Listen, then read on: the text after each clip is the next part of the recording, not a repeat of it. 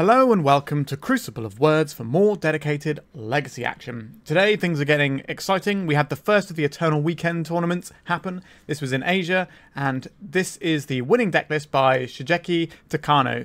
This is a mono red deck, and it's got some interesting tech that we haven't seen for a while in Laelia of the Blade Reforged. So, this deck is much like you would expect it to be. We're using fast mana like Ancient Tomb and City of Traitors alongside Chrome Mox and Spirit Guide to power out 3 drops on turn 1. Which is why our 3-drop slot is huge.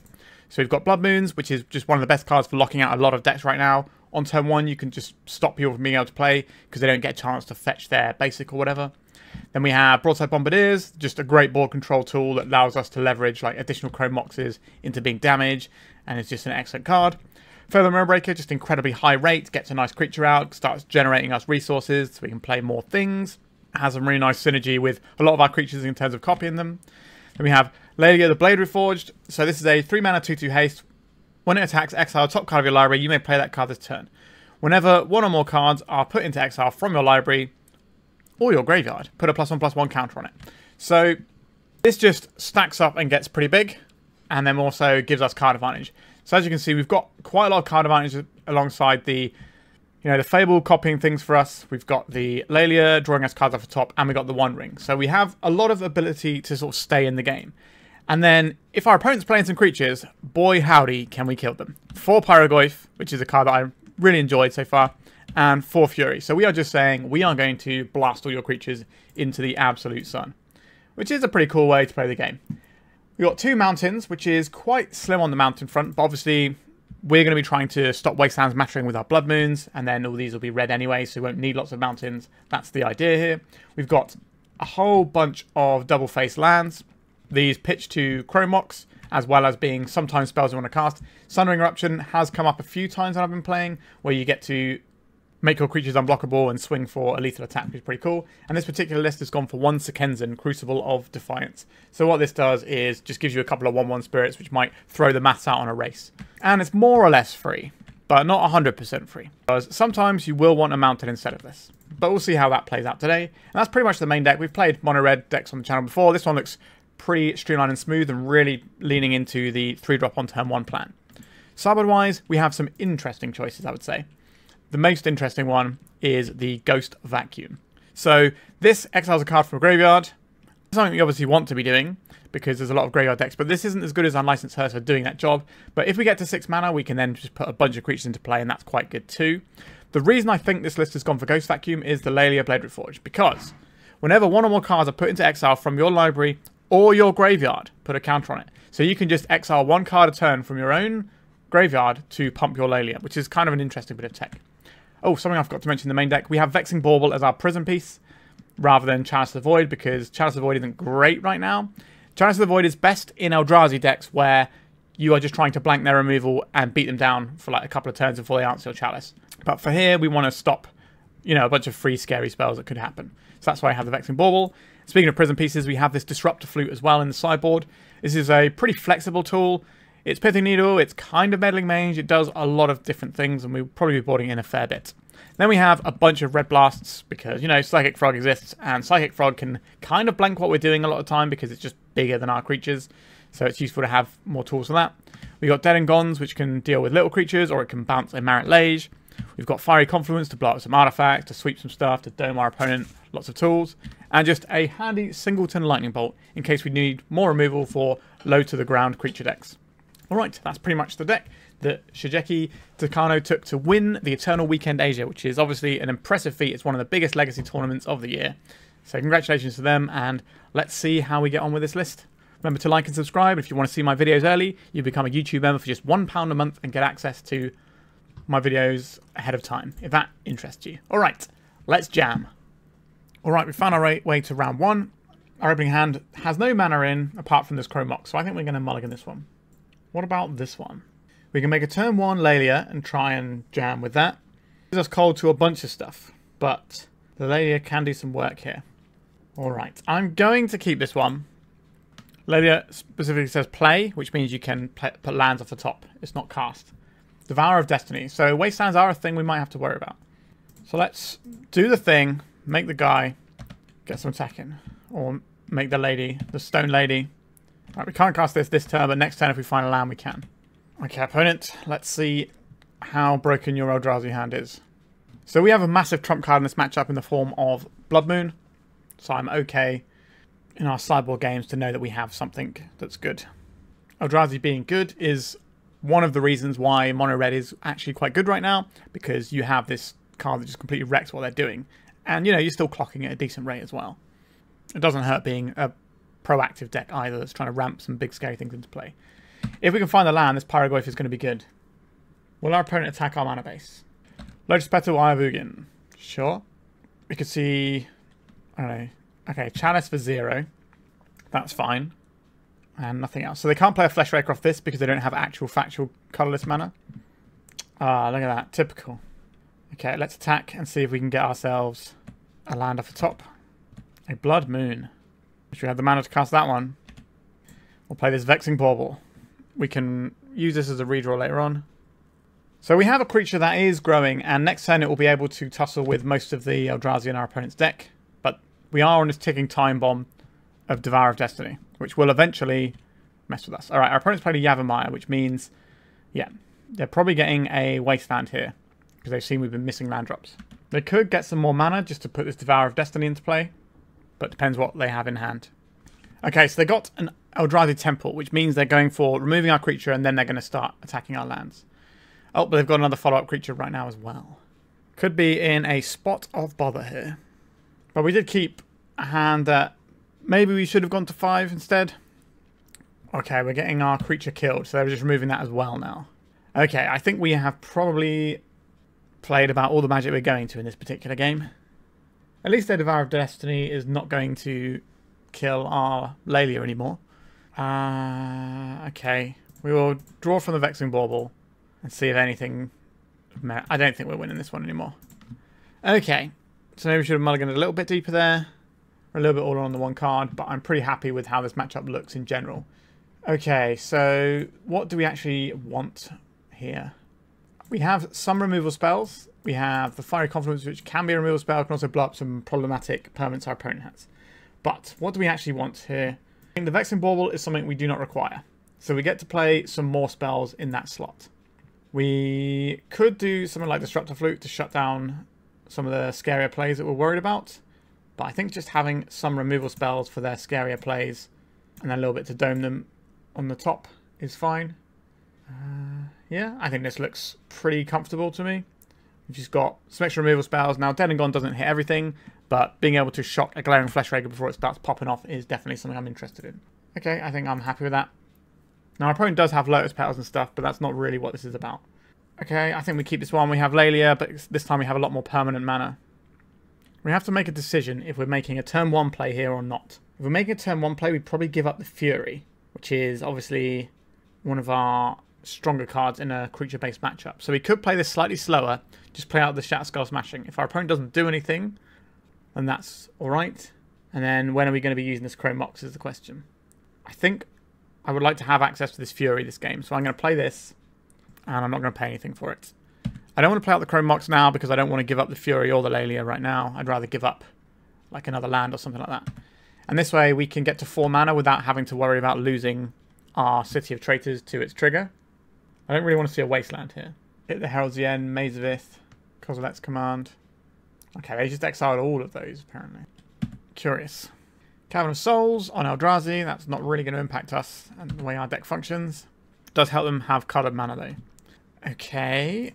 Let's get cracking with this Laelia. I think it's worth playing out the Ancient Tomb here. It makes us more stable against potential Wastelands our opponent has. Ah, Blood Moon. Why were you 1 card too far down? Or, yeah, 1 card too far down. Or 1 card not down enough, I guess. Okay. Ancient Tomb. So we're definitely going to see a play from our opponent this turn. Could be Glaring Fleshraker. It is the Glaring Fleshraker. Have they got something like a Lotus Petal to do extra stuff with this? No. Okay. Shatterskull Smashing. Alright, I'm happy with that one. Let's attack first and see what we flip off the top. If it was a Blood Moon, then I'm pretty happy with that. We can shut down their mana and then just Fury away this Fleshraker and just beat down with this Laelia. Let's see what we get. A Mountain. Alright, I'm happy with that Mountain. because we can play that and then put the Shatterskull Smashing underneath the Chrome Mox, just hard cast this Fury, and then our opponent is going to be in some amount of pressure. That should hopefully be enough for us to take this game. Let's play this one. Let's get this Chrome Mox going. Get out of here, Fleshraker. So now we've got, what, 6 plus 5? That's 11 damage, exactly lethal on the backswing here. If they tap their Ancient Tomb, it doesn't really matter because our creatures are lethal anyway. But if they tap their Ancient Tomb for making a blocker, it still means that whatever creature's getting through is going to be doing a lot of work. Probably makes the next activation even worse. And we can always just sit behind a One Ring as well if we need to. Our hands Thought Not Seer Proof as well. Alright, so they're just Kozilekking our creature away and getting some 1/1s. So these 1/1, sorry, these 0/1s can block. They can also help cast this Devourer of Destiny next turn. So not a bad draw from our opponent there. This isn't really the one we're after. I think we cast the One Ring because if we can clear these out with a Fury, we can just bash our opponent in a big way. I think it's worth taking the life here in case we find something we want to cast. A Fury. So that was the exact thing I just said, that we could sweep all of these out, bash our opponent for 6, and that's pretty strong. We can't cast this right now. 1, 2, 3, 4 mana, so we're just shy. So we're going to be exiling this one instead. This stops our opponent from being able to cast a really big monster next turn as well. If they have another Soul Land, they do get the ability to play a big guy. Alright, so we're getting another Kozilek's Command here. Just a rebuy on that. That's pretty awkward. This could slip away from us, you know. Because now they have the Devourer of Destiny to gobble up our Fury. So 2 of the top 8 from the Eternal Weekend Asia were this Green Eldrazi deck. It's very much one of the decks to fear at the moment.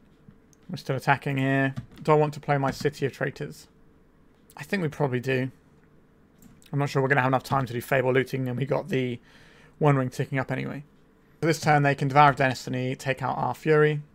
We got Creature and Instant are the only things in the graveyard, so our Pyrogoyfs aren't going to be hitting for that much. Although if we play another copy of the One Ring, we can put Artifact in there, so we'll have a 3/4 Pyrogoyf. Still not enough to tangle with a Devourer of Destiny though. Wastegate Battle Mage. Exile target Artifact or enchantment. So we're going to exile our One Ring. We have another one. That's not the end of the world. So we've got 1, 2, 3, 4, 5, 6, 7 mana. So they can play this Devourer of Destiny as well as this Wastegate Battle Mage. Yeah, Ivorian tapping for 4 mana this turn. Pretty good. It tapped for 4 mana last turn as well, with the double Kozilek's Command. That is a lot. Right, our opponent's on 5 though, so they're not the healthiest. We can draw Fiery Confluence and just dome our opponent for 6. Happy to have this One Ring to protect us next turn cycle. A Pyrogoyf. Pyrogoyf is not big enough yet. I think we are playing the One Ring here, and this will shut off the damage from the Ancient Tomb so we can cast something with the Ancient Tomb without taking any damage. Sundering Eruption. That's kind of an interesting one, isn't it? Because if we play this one, does it deal damage or do we lose life?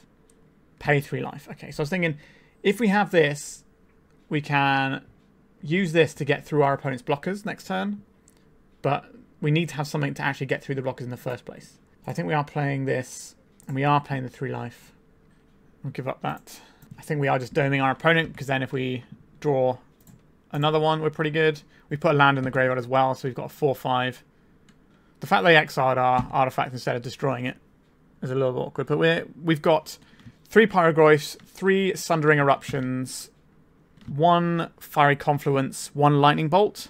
So that's 8 cards, I think, that win us the game next turn. It heralds the end, sure. We're drawing a fair few cards this turn as well. Sokenzan. Not quite there. It's not far off though. 2 1/1s when our opponent's at 1. Fable of the Mirror Break here. Oh, we're definitely not casting it. 1, 2, 3. That gets us a guy. And then we play this mountain. We hold up the Sokenzan. And then we can throw a random 1/1 that might jam up our opponent's plan. We're not going to have much to loot away with the Fable. Playing it like this. But having cards that we can actually leverage in our hand means that it's important. So if we play the Sokenzan, we attack with everything. We lose our Pyrogoyf and our 2 1/1s for no value. So we just hold up the Sokenzan, jump it in as some surprise attackers. Our opponent can only tap these for green mana off the Yavimai. They can't get colourless out of them without dying to the damage on them. Obviously, once Fable finishes and flips and becomes non-summoning sick, we can just win by copying a Pyrogoyf. Dismember is not a card they can use right now, so the only removal that they have access to is the Kozilek's Command, which they can now cast because they've found a colourless source. Because obviously they can't tap these for colourless, so they only have one colourless mana, so now Kozilek's Command is back online. But hopefully we just get them with the Sokenzan. Battle of the Stompy decks. Right, I think I would rather lose a 1/1 token than our 2/2 Shaman. Alright, they're scooping it up because this means we get to bash our opponent and win. Okay, so now we're on game 3. Do I want access to another Fiery Confluence? Definitely felt like something that I wouldn't mind drawing to. But what would we take out of it? Because like everything on our deck here looks very, very good for this sort of matchup. So I'm not really sure where I would fit in a Fiery Confluence. But it's just a nice thing that we can draw later on as a one-of, I think. We need our Chrome Moxes and our Spirit Guides so we can make sure that we're casting things way ahead of curve. Can do things like turn 1 Blood Moon, shut our opponent down. I like the Sundering Eruptions a lot here. Not that I really want to ever be sideboarding mana out of our deck. I think if you ever sideboard mana, it's probably a Chrome Mox. But I don't think we're about that life. Dead and Gone is kind of one of the weaker ones. But the thing is, this can bounce something big to let us swing for lethal. But just being able to cleanly answer a Flesh Raker. Or a It Heralds the End. And turning all their 1/2s into 0/1s is quite clutch too. So I think given that, I'm just going to resubmit. So what is this? We commit a lot of resources to making a turn 1 Fable. That turn 1 Fable is a very strong play.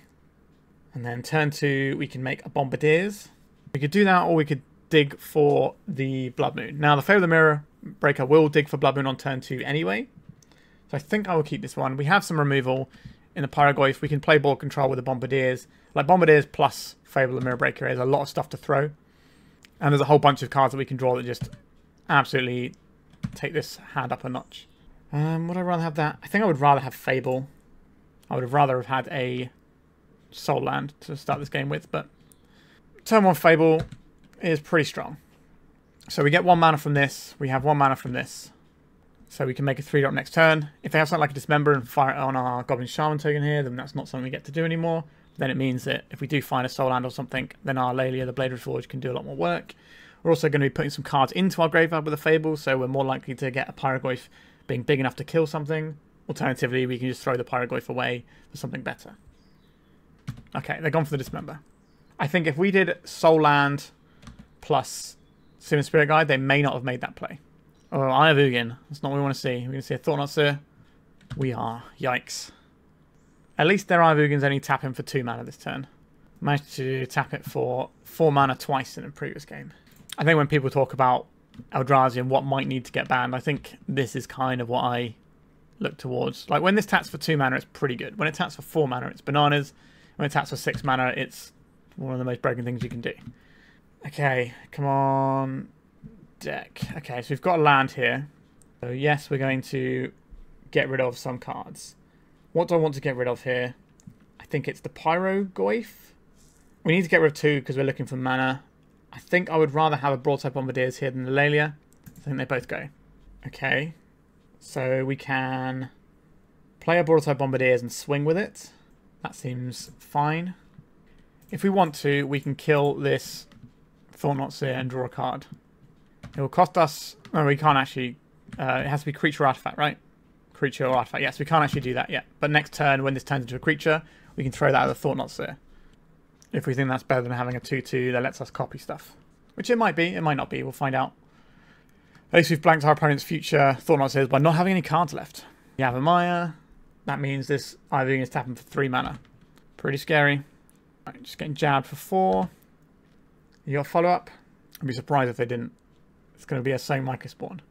It looks like it's going to be. I guess it could be 3, 4, 5, 6. Okay, it's just a Same Micro Spawn putting us into the absolute dirt. Yikes. Okay, so exiling our basic and then wastelanding our non-basic. Okay, so you're gonna be hurting us a fair bit. Okay. What are we doing here? We found a land. I don't hate that. Play the land out. We're always attacking here. The question is, are we trying to kill one of these 2 creatures? So they bash us for 7, but then next turn we hit them for 4, 5, 6, 7. I think we're just attacking here and going for a straight up race. Like we could blow this up, but I think next turn we can blow it up without losing any creatures because we can just throw the copy. And we also, so the copy is 2 damage plus another 2, plus another 3.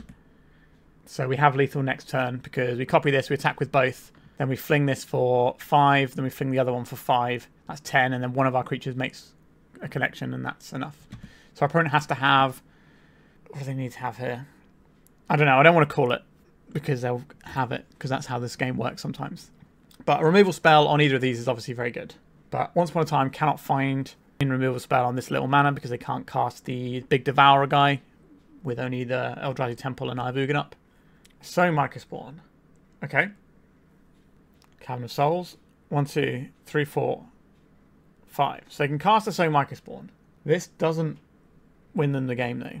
Unless they have something like... Have to be Maze of Ith, Tabernacle type stuff. Kozilek's Command. Oh no. That is a disaster for us. But if we threw this last turn and we lose our Bombardiers, we'd have nothing. But we still have a threat here. It's getting very tough out there. So we're going to eat an attack for 7 here. I don't believe our opponent's got a line breaker in their deck, so we're unlikely to die next turn. Right, we attack with the Broadside Bombardiers here. Get 2 damage in. Okay, so we throw this Chrome Mox at them. That puts them to 8. And then this next attack will put them to 6. So we need a 4-drop to kill them. But we can't cast a 4-drop if we sack our Chrome Mox. So what does that mean we're doing here?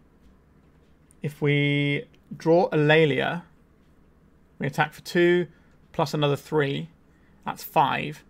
Then we sacrifice the Laelia for another 5. That's lethal. And we don't have to sacrifice our Chrome Mox here. But if they have a blocker, then we don't get anywhere. Are we playing the City of Traitors out? I don't think we are, because if we draw a land, we're not going to be casting a spell anyway. In this way, we're not vulnerable to Wasteland. This gives us an out of drawing the 1 ring and being able to cast it. So I think... Oh, I guess we're going to get hit by the same Microspawn next turn, aren't we? Okay, so we keep the City of Traitors in hand here. But our chances are pretty bleak. Now, if we'd have drawn a Blood Moon in any of these 3 games, instead of it being the card that we exiled to Laelia the one time we can't cast it, then these games would have been pretty rudimentary. But that's not the case, and now our opponent's kind of just teeing off on us. I think the Eldrazi deck is the better stompy deck in terms of just being a stompy deck, whereas obviously we have some interesting interaction in our deck that the Eldrazi deck doesn't have, things like the Blood Moon and the Vexing Bauble. Alright, we're going to lose our mountain, so that's both mountains in our deck exiled. Cool. So they should just attack with 1 creature here, so they can double block our Bombardiers, because they still have us dead on the backswing the turn after. But let's see what our opponent wants to do about that. If they've got more creatures, then they can obviously attack with both. Alright, a Wastes. That prevents them from getting ruined too easily by a Blood Moon, although the Blood Moon stage of this game is long in the past, which means we're definitely drawing Blood Moon as our next draw. Right, if they've got another creature here, then they're going to... Okay, yeah, so they're just going to attack for... Oh, they're going to attack for lethal. Sure. Yeah. Like I said, I think our opponent's deck is definitely the better stompy deck in terms of just, you know, playing big creatures and beating down, because their creatures are huge and have lots of really good utility. But our deck has some really cool prison pieces. Unfortunately, we didn't draw the Blood Moons. We kept some hands that were still pretty decent, but our opponent managed to work their way through them. We had some lines there where our opponent needed to not have Kozilek's Command. In the previous game, we didn't our opponent not to have running Kozilek's Commands. So you kind of see the margins we're working on here. I think I'd be quite happy to play into this matchup though, but it didn't quite go our way this time. Let's go to round 2. So we have a turn 1 Blood Moon, but no real threat to back it up unless you count Simian Spirit Guide. I think it's okay. I don't really like keeping hands which don't have much of a threat, but we do have a threat. It's not a great threat. Let's play Chrome Mox, cast a Blood Moon. Alright. So this will stop quite a few decks in the format from being able to do very much. Right, our opponent had the basic planes. Sure. So our opponent was a Euron deck, and they were not the multicolored Euron deck. Well, I think this is a card that really shines. Maybe we're supposed to just assume they're on the Death and Taxes build. More popular. Alright, we've drawn a useful card here. Let's play a mountain. But our opponent might be a multicolored Euron deck, which means that we're going to be doing some good work with our Blood Moon here still. Yes, okay, so they are a multicolored. Now, they might just be a red-white build, or they might be the Vile one, which is actually going to struggle a little bit against the Blood Moon. All right, what are we getting rid of here? I don't really want this Vexing Bauble, I don't think. Pyrogoyf. I think I'm about that Pyrogoyf life just yet. Let's start attacking. If our opponent flashes in a failure, I want to be able to blow it up, so I'm not going to throw this at our opponent. Do I want to play a Sokenzan as a land, or do I want to use this as some 1/1s that can then do some other stuff? I think that's probably better for us. So we're not actually going to throw this, because if our opponent flashes in a failure, we just kill it. So now we've kind of stopped our opponent. A Containment Priest. Sure, similar but different. Let's get out of here. So this does look like it might be the... Okay, maybe it isn't the Vial build. The sort of Jeskai Vial. Okay, they've just put Yorin into their hand. This could be something to do with a... Make sure they have white cards for the purposes of Solitude. Right, let's attack. Don't want to play the Sokenzan right now. If we draw a land... Like, are we putting the Sokenzan into play? I don't think we are putting it into play as 1/1s. But if something goes really wrong, then maybe we are. So I think we just hold on to it still. Now we have plenty of damages here. I didn't want to burn this treasure token because I want to play a Pyrogoyf and then copy it with Reflection of Kikijiki next turn. Okay, White Orchid Phantom. Are they going to hit their own lands? They are. They're not floating first, which is good news for us. It means they're very unlikely to have another spell here. So they've got a Mountain Up. I kind of like all the cards in our hand here. I'm not massively into Sokenzan, I suppose, but I think it's pretty reasonable to get some additional blockers, to get some additional attackers. Let's get rid of this one Sokenzan then. A Fury, that's also pretty good. I think the Pyrogoyf is better now, though. This also puts land in our graveyard. Well, there's already one over there, actually. Okay, 1, 2, 3, 4. Let's get a Pyrogoyf. Let's kill your White Orchid Phantom. Alright, our opponent's had enough, because we're going to copy this. Then our opponent for 3. Then we're going to attack for 3, 4, 5, 6, 7, 8, 9, and then we can throw something else. Pretty good. Alright, so our opponent is a Defense Axis player. I would like to have some things that kill their stuff. So let's get some Fiery Confluences, a Lightning Bolt, and some Dead and Gones. I don't believe Vexing Bauble is that useful. The only thing it stops in their entire deck is the, what's it called? Solitude. So if we get rid of Baubles, I don't really like the Blood Moon that much, but our opponent is multicolored, so I think having 3 Blood Moons is fine. But I don't think we want to have loads of Blood Moons. This is going to be a matchup where Pyrogoyf does lots of really sweet work. Do we want access to Disruptor Flute to stop their Ether Vial? Or do we just want to have a high density of just big stompy threats and just Fury our way out? I think I just want to blow their stuff up, really. Okay, so we can begin with the Gemstone Caverns in play. If our opponent has a Wasteland, that's pretty bad for us. But I think this is okay. Keep this. So we need to exile a card from our hand. I think it's just going to be one of these Bombardiers. If our opponent starts with a Wasteland, I will be sad. Not a Wasteland, excellent. So we can kill their turn 1 play if they play a creature like a Mother of Runes or something. Okay, we're just getting Ether Vialed on, sure. So Blood Moon looks a little bit less enticing right now. Just get this Bombardiers on the go. Damage begin. We can use the Blood Moon as sort of fixing as well if we want to make sure that our City of Traitors doesn't go away. Sundering Eruption actually looks pretty good against our opponent's deck that's going to have a lot of guys on the ground. We have the ability to block this Ether Vial, but it will require our 4-drop to do so. A Wasteland. Goodbye Red Mana Source. Certainly on the awkward side. A Fury. Attack with our Broadside Bombardiers. I'm not a big fan of the play we have to make now. It might stop our opponent from having actual factual white mana for things like Swords to Plowshares though. Which is going to be a useful card for them to have, because our creatures are, by and large, going to be bigger than theirs, especially when we've got Fury and Pyrogoyf in hand. Now, are we going to be able to cast this Fury for its hard cast? Unlikely so far. What is this? This is one of the new ones, isn't it? Enters the or attacks, mill 4, and return some stuff. It's not a creature until they remove all the counters from it. So I'm going to mill 4 here and return some kind of creature. So this Skyclave can come down and do some scary stuff. What do they take? White Orchid Phantom. So they can blow up our Volcanic Fissure here. Or they can fix their own mana, which I think is what they're going to do. Okay. Beginning of your end step, these counters come off. Another Fury. They can't block this because we have Menace, so I'm going to attack and see if they're trying to remove our creature with a Solitude or something. I'm going to cast this Fury. The plan here is to then launch at our opponent for 7, and then we can do the same again next turn and win the game. So we're still holding up a shock, and we can just try and kill our opponent with a Fury next turn. Our opponent has a removal spell for our guy, which, you know, isn't the most unlikely thing. Then we're going to have to work out a new plan. A Mountain from our opponent. They just put Yorin to hand. What is in that Ether Vial? Alright, so now they're just firing in this Solitude. Targeting our poor little friend. Okay. Things are now trickier. And this is eventually going to come down and do some real work. Not a card that does anything. Okay. This Overlord is going to be all up in our business in the not too distant future. A Recruiter of the Guard, that's not worth us deading with our dead gone. What are they going to search up here? A Flicker Wisp. Sure. So they can Flicker Wisp their Overlord and just turn it into a normal guy. That's pretty cool and pretty terrifying for us. I think our opponents managed to get through there with our lands getting taken out. It's kind of the thing about the mono red decks. It's not a deck that normally cares about wasteland, but when you do care about it, it's huge. Okay, so we'll take 1 damage. That's not worth a shock. I'm going to put in the Flicker Wisp here. I'm going to flicker their Overlord. Or they could flicker their Recruiter. I think this is worth a shock now. The Overlord is threatening to do some scary things in the very near future. A Shatterskull Smashing. I'll play my Mountain. I don't think this is worth a Fury yet. I think we want to hold on to the Fury a little bit longer. Maybe we can use it in tandem with another Bombardiers. But things are going very, very far wrong for us here. They can blink the Overlord if they want to, get an additional trigger, remove all the counters. They can do Flicker Wisp and just kind of set up a Yorion loop if that's something they're interested in. I think our opponent has ground this one out and we're going to have to go to game 3. We've got Fiery Confluence, which is lethal if we can find the mana for it. We have got another spell we cannot cast. So the Overlord is going to be a real creature in the very immediate future.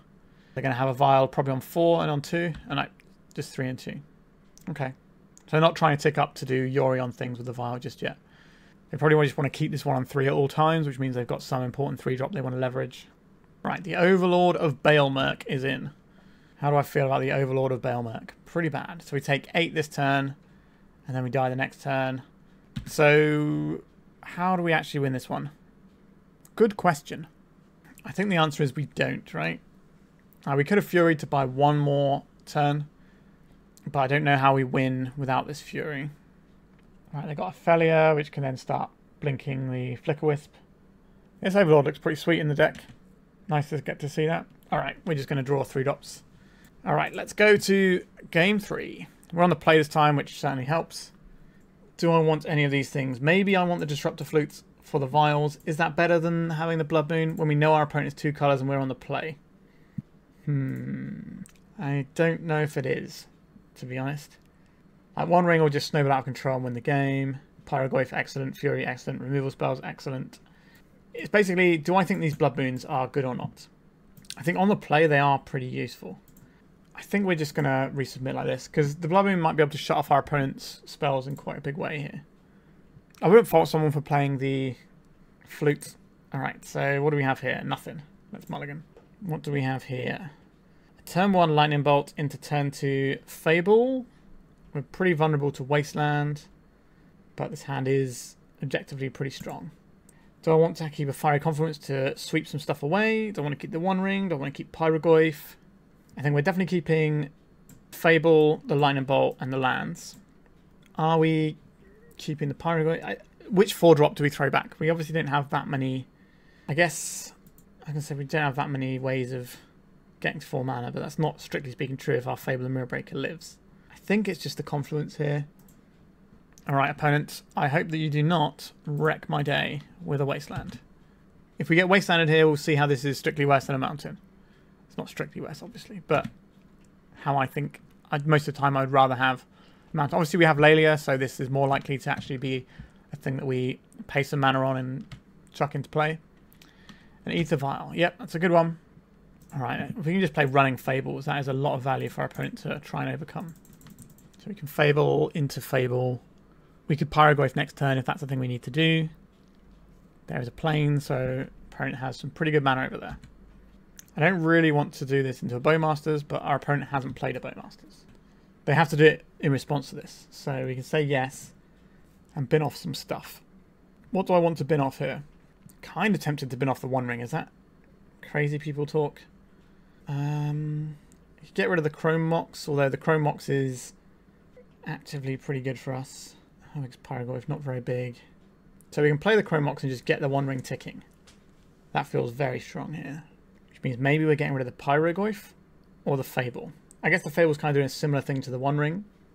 Right, let's get rid of the Fable. This puts an enchantment in the graveyard for Pyrogoyf later on. Okay, I'm going to cast the One Ring here. Let's see what we draw and see if we want to put this Chrome Mox so we can lightning bolt something. Our opponent is definitely representing something like a Laelia or that sort of jazz. I think we play this Chrome Mox out, and I think it's a Pyrogoyf. And the board control from the Bombardiers is slightly better than the second Pyrogoyf. So now if our opponent plays an end step creature, we can bolt it straight away and not have to worry about it. A Laelia, sure. Say no to this one straight away. Has the ability to accrue so much advantage for our opponent. No activation of the Vial on 1. If we can keep their board empty and just keep leveraging this One Ring, then we'll end up so far ahead of our opponent. A Skyclave. We're going to lose the One Ring, but it will make us a 4-4 in the near future. Pyrogoyf also getting big. Laelia. This is pretty bad into the Caracas over there. I think this Pyrogoyf is better than the Bombardiers right now. Get out of here, Skyclave. This allows us to attack with a 2-2, and then next turn we have all the damage in the world, right? 2, 6, 7, 8, 9, 10, 11, 12, 13, 14, 15, 16, 17, 18, 19, 20, 21, 22. Is that 22 damage, if I can count, maybe? It's a lot. So our opponent has to have a pretty good turn here. Have they got anything off the Vial? No. Okay. So they have no 2-drop under the Vial. They will have a 3-drop, though. Their deck is absolutely ram-packed with 3-drops. We just have a strong, red, aggressive plan here. Wasteland. Taking out our red source. We do have the treasure token, though. And the Chrome Mox, obviously. So we can still play Broadside Bombardiers and copy a Pyrogoyf. 4 cards in hand. They could have 2 removal spells. I don't think they're going to have more than 2. Okay, so we've got Fatal Push. We're not copying the Pyrogoyf. Understood. They're not tapping out this Caracas, and there's no point us playing this Laelia. Get Bombardiering. So they can put in a Flicker Wisp and take out our illusion token. They're just taking all this damage, are they? That puts them to 3. Do I want to fire off the Pyrogoyf here? What could they have? They could put in a creature and then plow it. If we get rid of this Pyrogoyf... Alright, our opponent's just scooping up. I was trying to work out if we're supposed to play this Laelia and throw it for 5, or we're supposed to throw the Pyrogoyf. Let's say we go to throw the Pyrogoyf. If our opponent has something that keeps them alive here. I'm not sure what that would be, though. I guess they could Flicker Wisp, flicker this out, plow it, and then they go up to 6, but then they're taking 6 from the Pyrogoyf, so I don't think that works. I think we just have them there, right? Okay, that's another round done. Let's go to round 3. Alright, this is what I'm all about. Turn 1 Fable, turn 2 One Ring. I will keep this, and we'll put a Sundering Eruption underneath Chrome Mox. Just make a turn 1 Fable. Oh, our opponent is on the old Painter's Servant, most likely. They're either on Painter's Servant or they're on something incredibly spicy. Those are the 2 options when you see a Great Furnace. Let's get Fable in. Pow. Goblin Engineer. Alright, we are probably incentivized to sweep this up with a Fury as soon as possible. We can hardcast a Fury next turn, which is pretty terrifying for our opponent. A Phyrexian Dragon Engine. That's one they at least have some other uses for as well. What are we getting rid of here? I think we're getting rid of this. Do I want to get rid of the One Ring or not, is the question. I don't think I want to get rid of the One Ring. 1, 2, 3, 4, and then this is the 5th mana. Sure, I think we just get rid of a Fable is fine here. This attack, they're not blocking here. Here comes big old Fury. Gobble up the Engineer. And carry on with life. So now we've got a pretty strong clock here. Our opponent is behind on resources. Okay, and there's a Saga. Painted Servant. He's going to Red Blast whatever we do here. Oh, they're Red Blasting our Fury straight up. Sure. 1, 2, 3, 4. We're going to be taking a lot of life from our Ancient Tomb here. But it's worth it. Dome this creature. Play this Vexing Bauble. Jab for 2. So by doing that pre-combat, we get the attack in and do some damage. We do need to whittle away our opponent's life total before they string something together. Alright. They didn't have a great time there, but we did. So, Ghost Vacuum. That seems pretty good here. Lightning Bolt seems good. The Dead Gons blow up their little guys, and the Fiery Confluences blow up their artifacts. There's also an argument for Disruptor Flute. So there's a lot of stuff that I'm interested in here. What am I not interested in? The Vexing Baubles are bad. The Blood Moons are bad. They can take out the Saga, but that's not really how I want to play this game. That gives us 3 more cuts if we want to include all of this. I think we do want to include all of this. We can probably trim on the Laelia. And do I want to trim on a Chrome Mox? Our opponent can mess with our artifacts. Or am I trimming on another Laelia? Like Broadside Bombardiers is excellent here. How do I feel about the One Ring? I feel pretty good about the One Ring. Do I need all 4 Ghost Vacuums? I I don't think we need all 4 Ghost Vacuums. I think 3 might be okay. If we've got a lot of removal, we're going to be trying to kill their guys anyway. Maybe we only want 2 Ghost Vacuums. That's something that we can do, but mainly we're going to be focusing on blowing up their creatures. We can always pivot into a Disruptor Flute and say, oh, actually, no, we're going to stop your creature that cares about the graveyard. And that way we're not going to get flooded on these cards that don't actually do very much, whereas everything else is very high impact in our deck. I think I like that more. To anyone who's thinking, why aren't you boarding in the Pyroblast when they have Painters? Because they only work on your opponent's terms. And that's not a situation I want to be in, so I'm not going to be boarding them in. They're very situational, and they're only good when your opponent is either desperate, so they're going to lose anyway, or when your opponent is fine with them being good because their cards are better. What does this hand do? Turn 1, Ancient Tomb, Spirit Guide, One Ring, turn 2, Sundering Eruption. Spirit Guide, Bombardiers, turn 2, One Ring, or Pyrogoyf. That is fine. Painter's Servant. Okay. Are we going to get killed on turn 2 here? That's certainly possible because our opponent can just play another Ancient Tomb and then we're done. We don't really have a way around that though. So here goes nothing. Let's just attack with a 2-2. It's been a while since I've been turn 2'd by a painted deck. It's about time it happened again. Spirit Guide can still do it. Okay, it's just a Pyroblast. That's not so bad. I'm going to play this one out. I think the Sundering Eruption for as a Saga is better than the Smashing most of the time here. I can play this one out, and I think we just want to play cautiously while our opponent doesn't have red mana over there. Just try and... Oh wait, no, this doesn't do enough damage, does it? What am I doing? That was a mistake. I counted to 3 very poorly there. Yeah, this could be a game-losing mistake, that one. They're abrading our creature as well. Yikes. Yeah, we should have just played the One Ring there. Broadside. Holding our Sundering Eruption for the Urza Saga, immediately rewarded. Okay, good. Fable was pretty strong. Draw some more cards.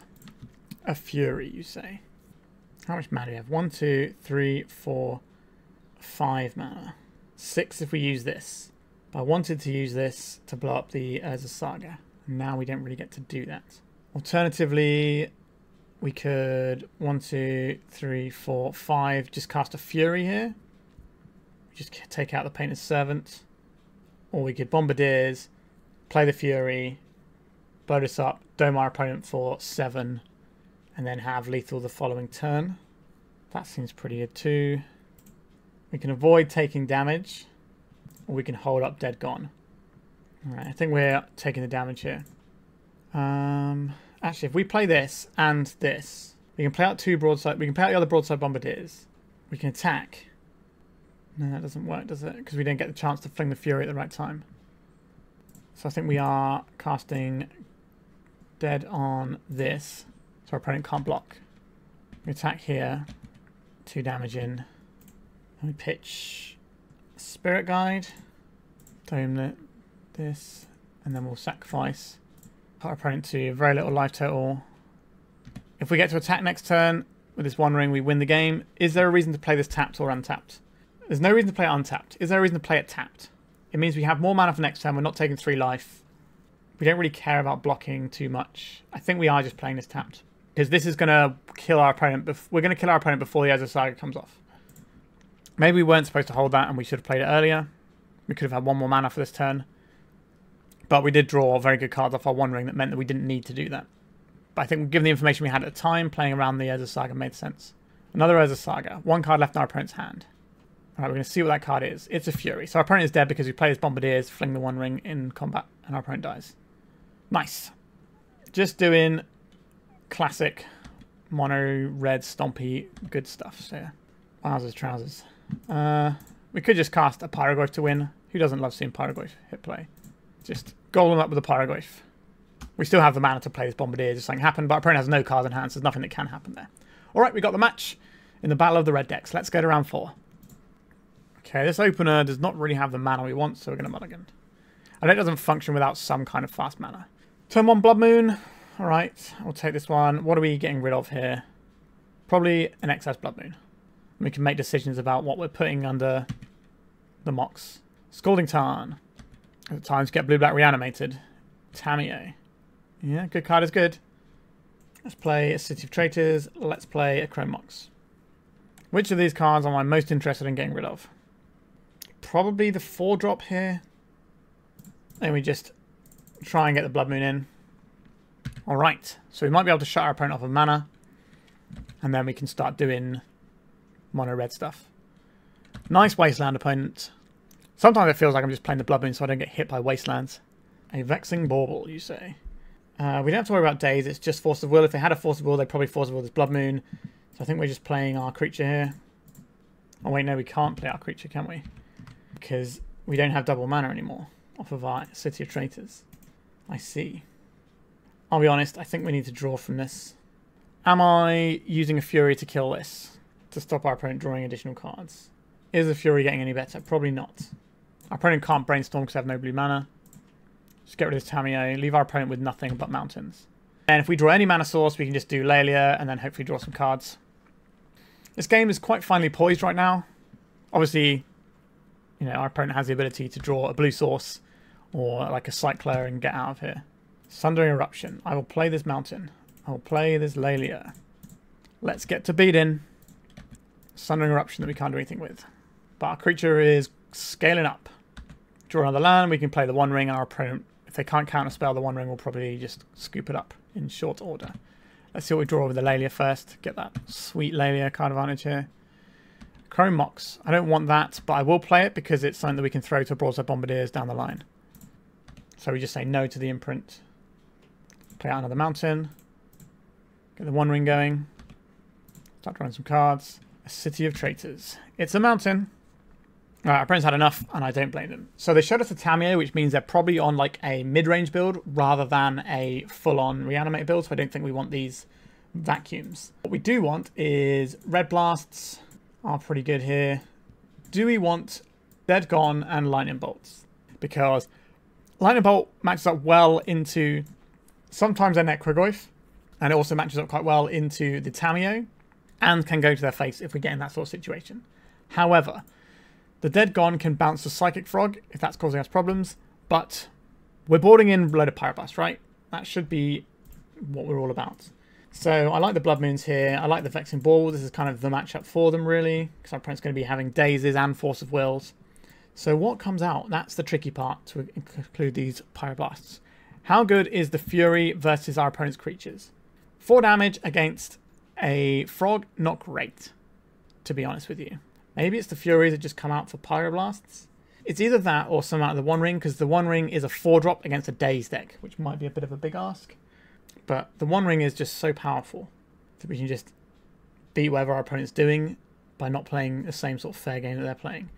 Pyrogoyf has a chance of actually killing the Frog more so than the Fury, so I prefer having the Frog, the Pyrogoyf to the Frog, to the Fury for the Frog. Although they can just exile cards in their graveyard sometimes too. Fury can hit Planeswalkers, but so can Pyrogoyf. Yeah, this is a tough call. Like, Laelia is fine.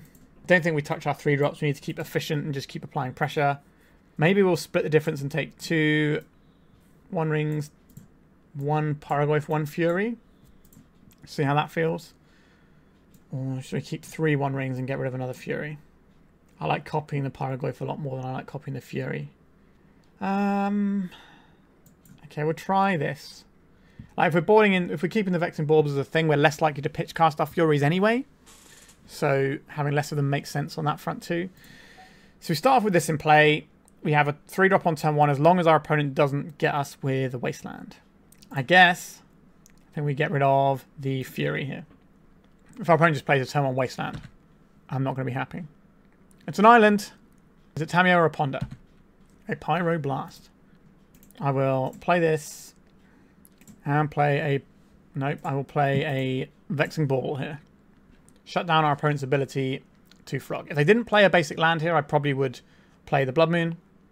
But now we have a Vexing Bauble, so if they play a Frog, we just blast it, untap Laelia, and then go.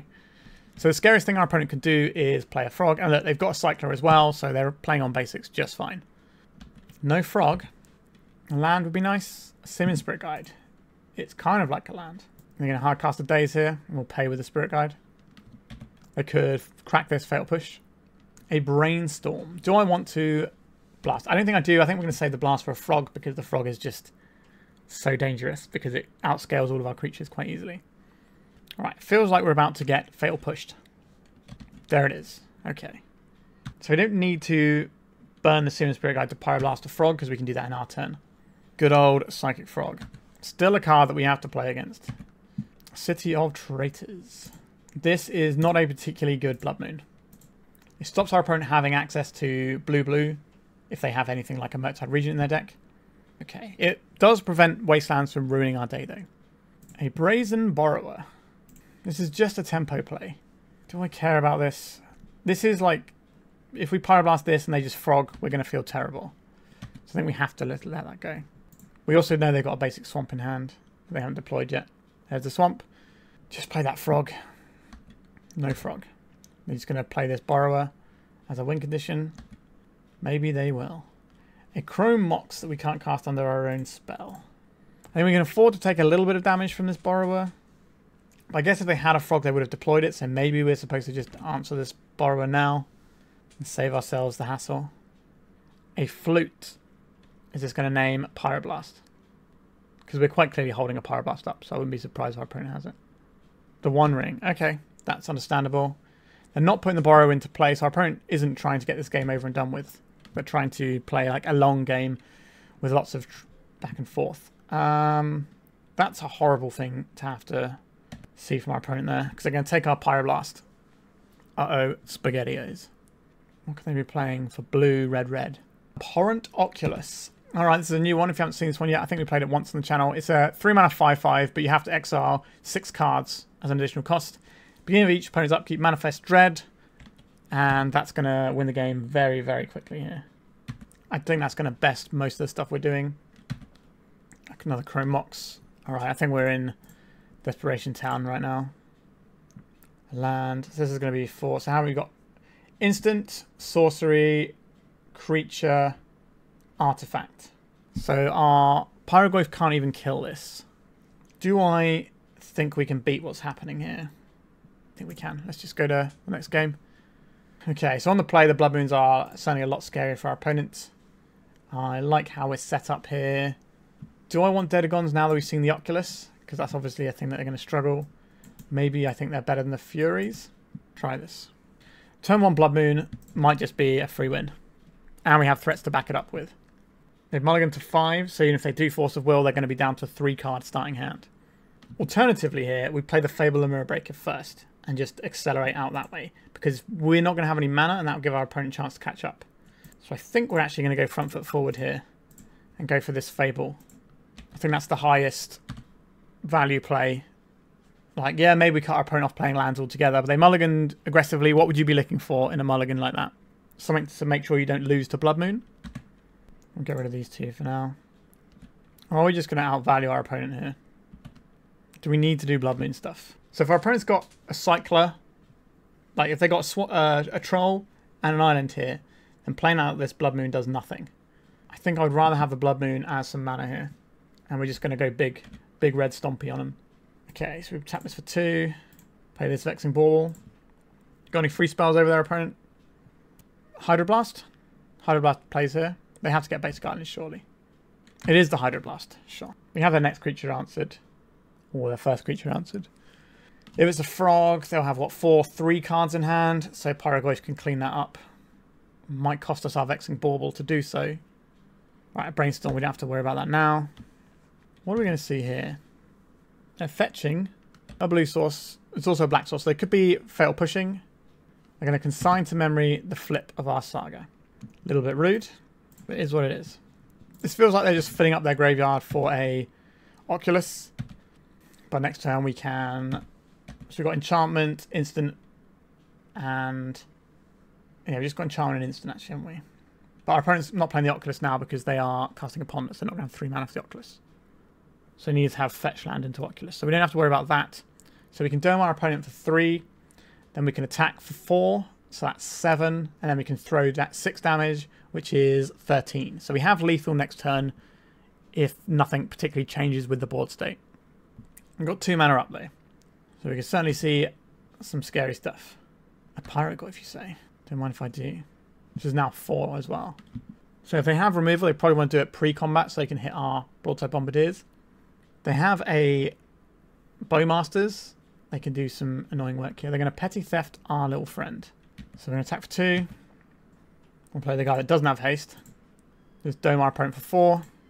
So we can play a Bombardiers next turn, or we can play a Pyrogoyf. But our opponent is in trouble. We have lethal in play, and we have pretty much lethal in hand as well. The power of Mono Red Stompy continues to stomp. Okay, so they're cycling. So this could still be an Oculus. Now we beat the Oculus because they have to tap out for it.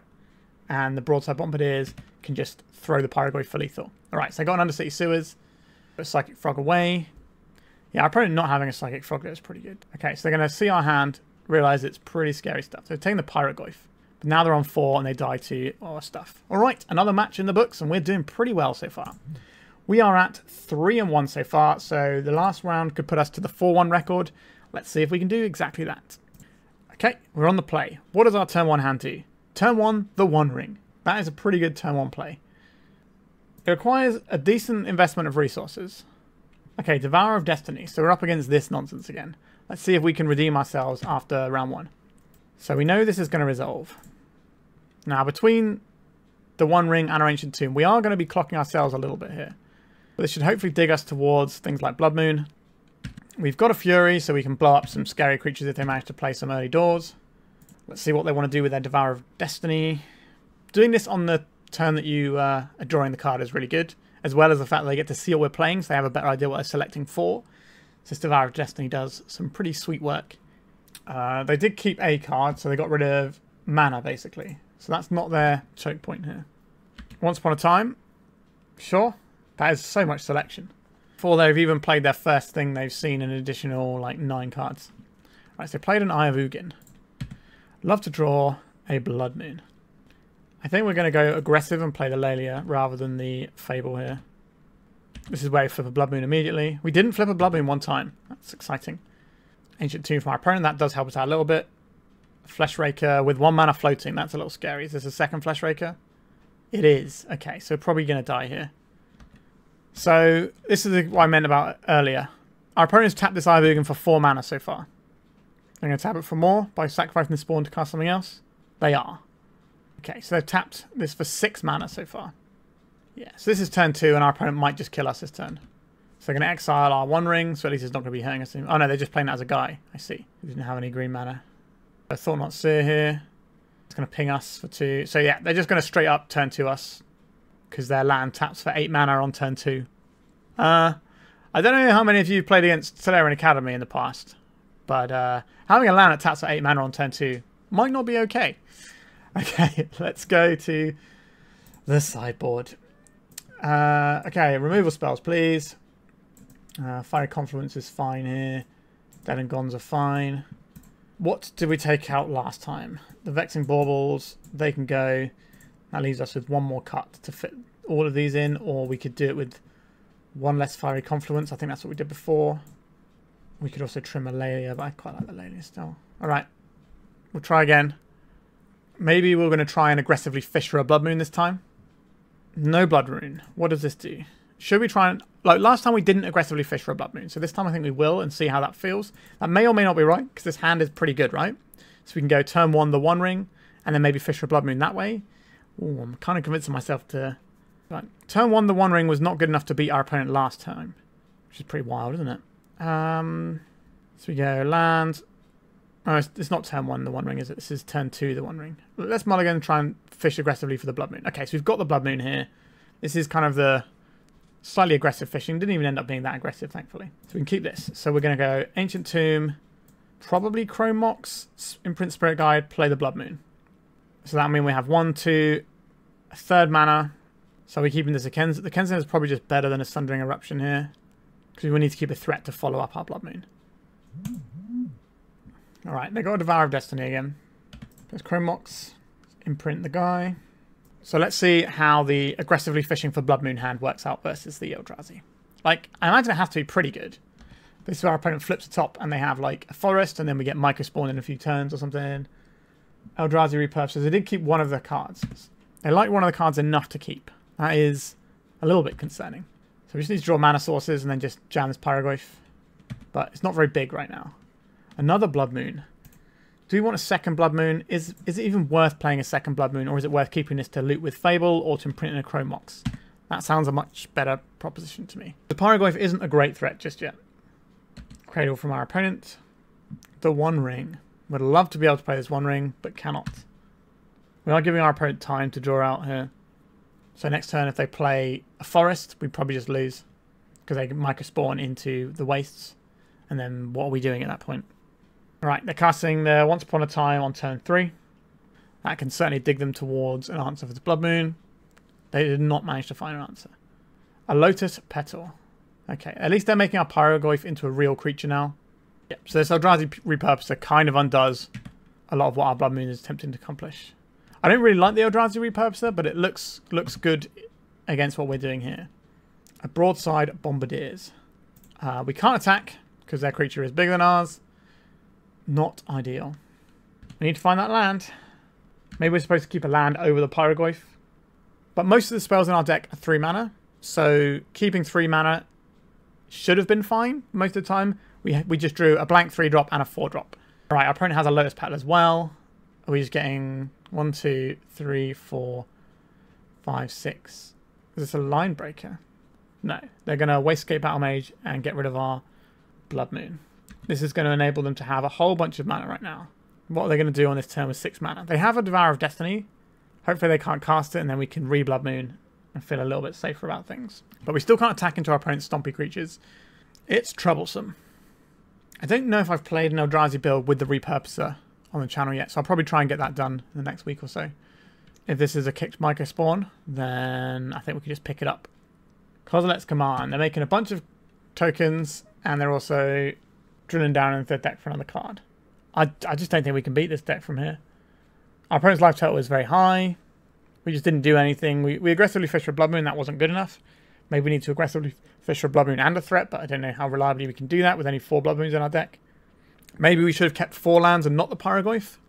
But Pyrogoyf is a red card for Chrome Moxes as well. A Dead and Gone. That's not really very helpful here.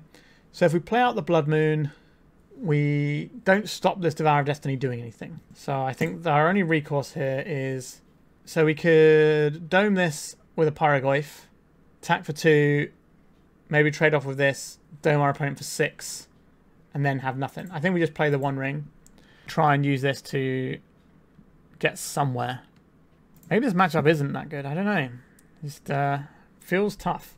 So we can Chrome Mox, imprint this Blood Moon, and dead this. But what does that actually achieve for us? Nothing, really. If we... Now, we kind of want this Blood Moon in play. It doesn't work into our opponent's Devourer of Destiny. And they're just going to be able to play their hand out next turn anyway. They already have an instant in the graveyard, so this doesn't help.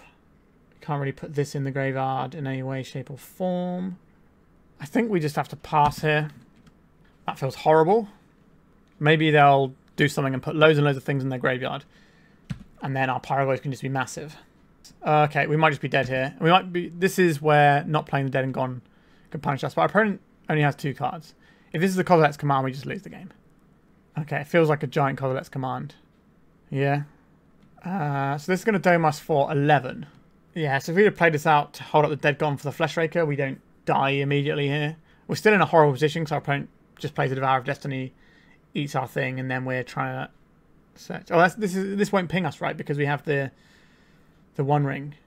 Yeah, our opponent shouldn't have cast this. They should have cast it in our turn after we untap with this.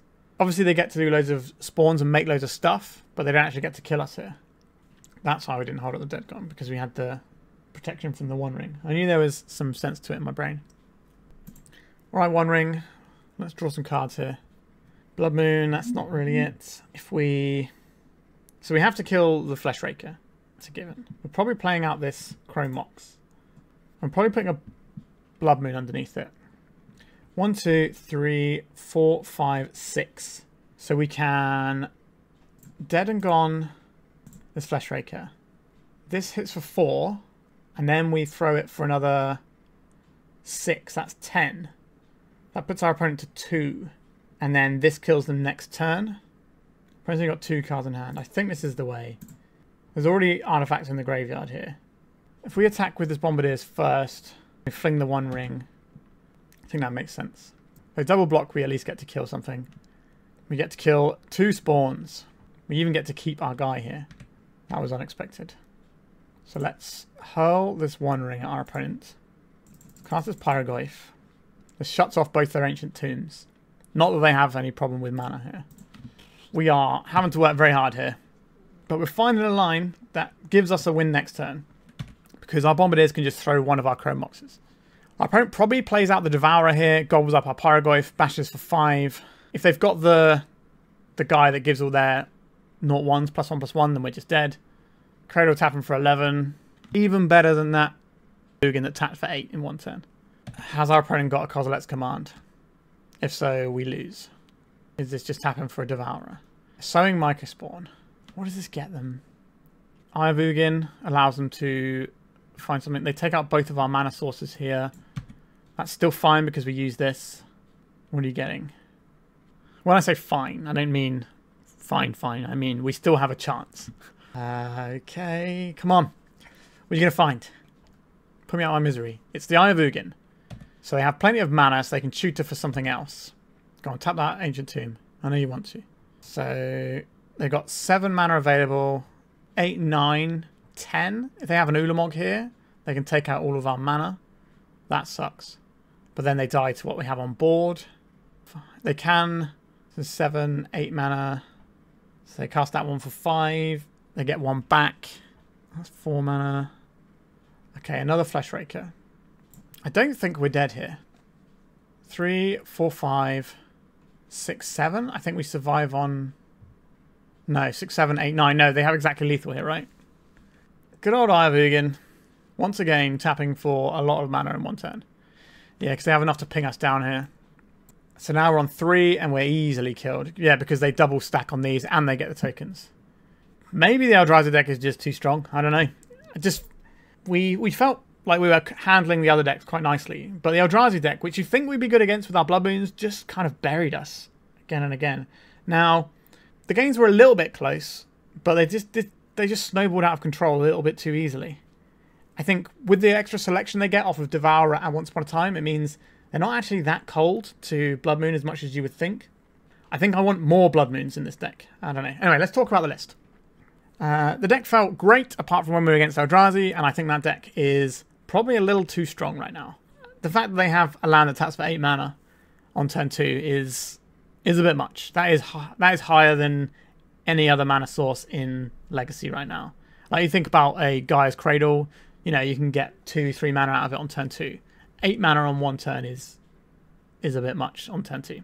Anyway, but other than that, you know, the deck felt fine. Like I like the Pyrogoyfs. Now we did notice that 4 mana is a lot, so let's just move these Furies out of here because they're not really a 4-drop or a 5-drop even. So these slots were sometimes difficult to cast. Our deck is trying to do the thing, and we're trying to be relatively low to the ground with it, so sometimes it means we play our 3-drop and then what? We got into a few sticky situations with our own Blood Moon, which reduced our overall amount of mana. Maybe that's a thing with a little bit more practice. Maybe we don't keep that Pyrogoyf on that hand, and then we just have the Blood Moon, and then we have the land, so we could have played that 1 ring. But I was of the idea that we can play a 3-drop, and if our opponent does anything, and then all of a sudden we have removal for their first thing, then we can kind of carry on. But this deck feels good. I can see how it won the Eternal Weekend in Asia. It's clearly strong. I'm not wholly convinced on Laelia. It was fine. You know, I think you could play a lot of different things in this slot. And the reason you're running Sokenzan is because you have a Laelia, so sometimes this is cheaper. I think you could easily just turn this into a mountain and turn these Laelia into, you know, Goblin Rabble Master or whatever. I like the Rabble Master because it allows you to have tokens to throw with the Bombardiers, which is like a key part of controlling the board in some matchups. But we have more board control in the form of Pyrogoyfs as well. So, yeah, I think you can kind of season this deck to taste a little bit, and it's pretty good. I think the Ghost Vacuum is an interesting one. So it does a couple of things. We mentioned before it pumps the Laelia, and obviously it removes your opponent's graveyard, but what it also does is it comes down on turn 1 through a daze. So if you go Ancient Tomb and play this, it's not getting dazed. So you have a little bit more reliability of getting rid of their graveyard things. So I can understand some of the reasons for running the Ghost Vacuum. And if you're running the Vacuum, it does make more sense with the Laelia. If you're cutting the Laelia, do you still run the Vacuum? Do you run a Licensed Hearse, which is slightly easier for your opponent to interact with on turn 1 with a daze? Maybe, maybe not. uncertain. I would like some more Blood Moons. I feel we need something else against this Eldrazi thing. I know we're supposed to be good against it, but man, we got thumped by it twice there. Like, we are 1-4 against Eldrazi in this league, which doesn't feel like a great game win record. Like the Lightning Bolt, again, you could probably tinker with that in the sideboard. Same with the Disruptor Flute. I guess the Disruptor Flute can help against some of the things like Doomsday that maybe you can just ignore some of the things we're doing. But Blood Moon is quite good against Doomsday. All in all, though, like, this is definitely one of the decks that you can play in Legacy right now. Obviously, your top tier is your blue-black Reanimator and your Eldrazi. You've also got blue-black Tempo that's right up there. And then this is probably like the 4th best deck in Legacy right now. So it's perfectly capable of winning a tournament, as we've seen. It's very powerful. It's proactive. It can really capitalize on an opponent who stumbles. It can also just automatically win the game on turn 1 with a Blood Moon. You know, there's a lot to like about this deck. Although I do find it hard to play a stompy deck that isn't Eldrazi, given how strong Eldrazi is right now. Like, they have a land that taps for 8 mana on turn 2. I've banged on about that enough, but that is unreasonable. And would be surprised if we don't see some sort of ban on Eldrazi over the next sort of 6 months or so. I think, obviously, the blue-black Reanimator is going to take the first hit. Maybe it won't take enough hits and we'll have to see more stuff, but I think down the line, I wouldn't be surprised to see some Eldrazi stuff get taken out. Nevertheless, this deck's, you know, it's quite fun if this is your sort of jam. I wouldn't want to play a deck like this all the time because I like to, you know, cast brainstorms and mess around and play all sorts of stuff and sort of figure out some puzzles. And this isn't so much puzzling as saying, does my opening hand do the thing? Let's sequence this right. But, you know, there's a lot of power to it. Fable the Moonbreaker is a cool card that gives you a little bit more flexibility and choices in a deck like this than it used to have back in the day. And once again, congratulations to Shigeki Takano for winning the Eternal Weekend in Asia. Incredible feat of Magic the Gathering right there. And this deck is pretty sweet. Alright, thank you so much for watching. Please remember to like and subscribe. It doesn't cost you anything and it really does help the channel out. Maybe one day I can earn minimum wage playing Magic the Gathering. We can only hope. Alright. Again, thank you so much for watching and goodbye. If you'd like to support me in the channel, please check out my Patreon. It has a free guide to budget turbo depths as well as 3 tiers of support. A low cost one that enters you into my monthly raffle for a free donation deck on the channel. A mid-tier subscription that gives you access to my detailed turbo depths guide that is updated every month as well as regular articles. And lastly, the higher tier gives you all of the above as well as a monthly donation deck for my channel. If you're interested in supporting the channel this way, please check out the link in the description.